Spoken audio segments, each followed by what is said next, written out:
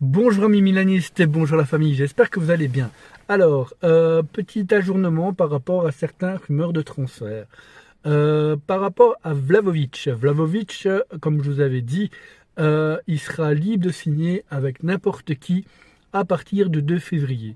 C'est pour ça que notre administrateur délégué et en même temps directeur sportif font la pression un petit peu sur le manager de Vlahovic. Apparemment, ils sont toujours en contact constant tous les jours pour voir un petit peu, pour évaluer la situation par rapport à Vlahovic. Qu'est-ce qui pourrait être faisable pour que Vlahovic puisse jouer l'année prochaine justement au Milan. Et à mon avis, le plus gros problème, ce serait son salaire.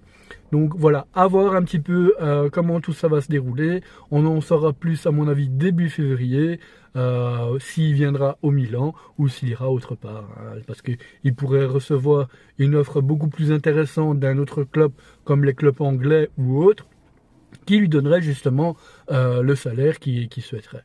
Petit ajournement aussi par rapport à McMahon.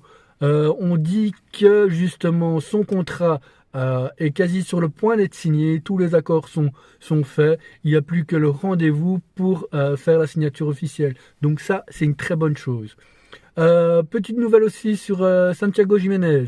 Jiménez a fait une petite déclaration en disant que voilà, son genou va beaucoup mieux, il a hâte de revenir avec ses camarades, que c'est clair que depuis qu'il est au Milan, il n'a pas fait de belles prestations et il voudrait montrer vraiment de quoi il est capable et qu'il remercie en tout cas tous ses camarades, tous les dirigeants pour l'avoir soutenu même quand il s'est fait critiquer.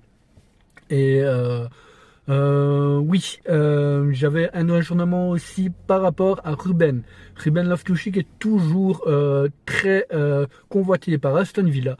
Aston Villa va faire une offre au Milan et si Aston Villa donne une offre beaucoup plus supérieure que les 15 millions déjà à la base demandés, Milan pourrait penser à lâcher Loftus-Cheek. Et de là, on parle de quoi? On parle justement de son remplaçant directement, qui serait Milinkovic-Savic. Je ne sais pas si vous vous souvenez du joueur qui jouait milieu de terrain à la Lazio. C'est justement Tarek qui l'avait rapporté à la Lazio. Et là maintenant, pour l'instant, il joue en Arabie Saoudite.